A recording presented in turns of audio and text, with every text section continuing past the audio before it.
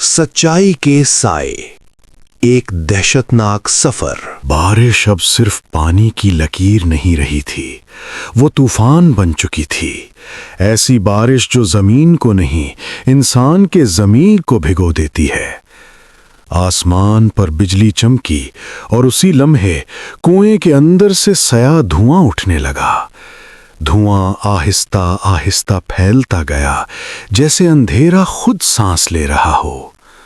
धुंध के बीच से एक साया उभरा, फिर दूसरा, फिर तीसरा, और देखते ही देखते 7 साए मुकम्मल शक्ल में सामने आ गए। उनकी आंखें जलती हुई अंगारों जैसी थीं। एक साथ आवाज आई, गहरी, भारी, खौफनाक। अब सच बोलो, वरना सब खत्म हो जाएगा।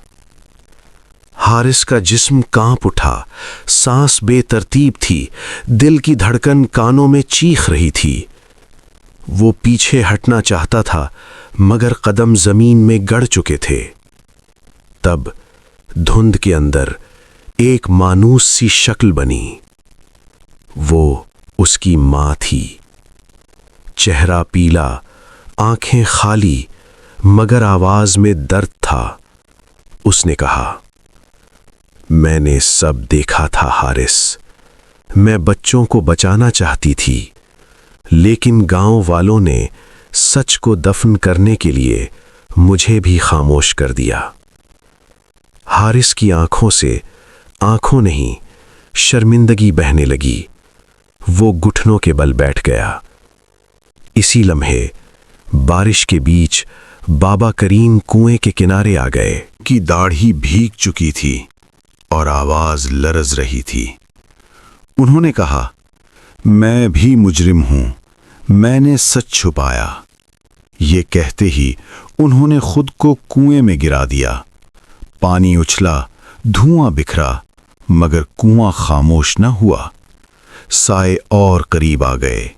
एक साथ गूंज उठी आवाज, एक नहीं, असल मुजरिम चाहिए। सब नजरें हारिस पर जम गईं। उसकी सांस टूट गई। कांपती आवाज में वो चीख उठा, हाँ, मैंने धक्का दिया था, मैं ही मुजरिम हूं। जमीन लरज उठी। कुएं के अंदर सैकड़ों आंखें खुल गईं। हर आंख सवाल थी और हर सवाल सजा। हारिस ने आहिस्ता आहिस्ता कुएं की तरफ कदम बढ़ाए। एक लम्हे को उसने पीछे मुड़कर देखा, फिर वो कुएं में उतर गया। कुआं बंद हो गया, साए तहलील हो गए, बारिश रुक गई। सुबह हुई तो गांव खाली था, दरवाजे बंद थे, रास्ते सुनसान थे और कुआं खामोश था। लेकिन जब रात होती है, हवा के साथ आज भी एक सरगोशी आती है। सच कभी दफन नहीं होता, और जो सच को दबाने की कोशिश करे, उसके साए कभी उसका पीछा नहीं छोड़ते। लाइक या सब्सक्राइब करना मत भूलिएगा। शुक्रिया।